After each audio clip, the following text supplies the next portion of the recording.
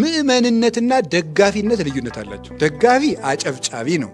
ምእመንሳ ጸዳቂ ነው። ምእመን የሚጸድቅ ነው።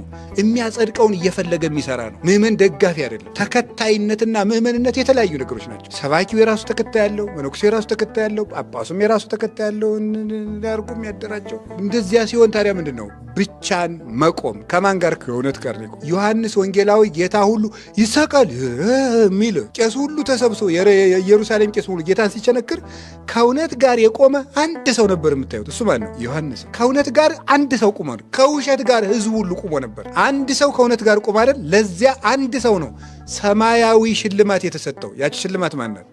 እመቤታችን። ከእውነት ጋር ብቻውን የቆመ ሰው ብቻውን ትልቅ ዋጋ ያገኛል። ብቻውን። ያ እውነተኛ ሰው የተቀበለው በረከት ደግሞ ለሁሉ ይተርፋል። ቅዱስ ዮሐንስ እነኋት እናትህ ተብሎ ስለተቀበለ ነው ድንግል ማርያም ለእኛም እናታችን የሆነች። ይሄንን የሚገኘው ብቻን ማውቀው። ሰው ሁሉ የፈለገውን ሊል ይችላል። እውነት ከሆነው ከመሰለን እውነት ጋር አይደለም፣ እግዚአብሔር ከገለጠው እውነት ጋር ብቻችንም ቢሆን መቆም መልመድ አለብን። ይሄን በቤተሰብ መሀል እንለማመደዋለን።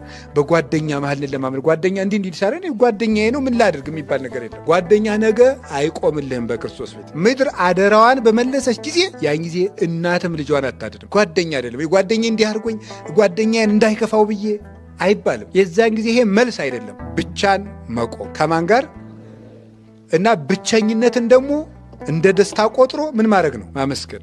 ኤርምያስ ስለ እግዚአብሔር መልካምነት የሚያስተምረን ይሄ ነው። ብቻውን ሆኖ ዘመድ የለም። እንዲያው ሰው እንኳን መጥቶ ቢደበድበው የሚጮህበት ዳኛም የለም። ቤተ መቅደስ ዶ እንኳን እንዳይጸልይ ቤተ መቅደስም የለም። የሚጠጋበት ጎጆ የለም። የሀገሩን ቤት በሙሉ ባቢሎናውያን አቃጥለውት ነው። ብቻውን ማለት ምንም ማንም ሳይኖረው ማለት ምንም የለውም ሀብት፣ ማንም የለውም ሰው ብቻውን ቆሞ እግዚአብሔር ይመስገን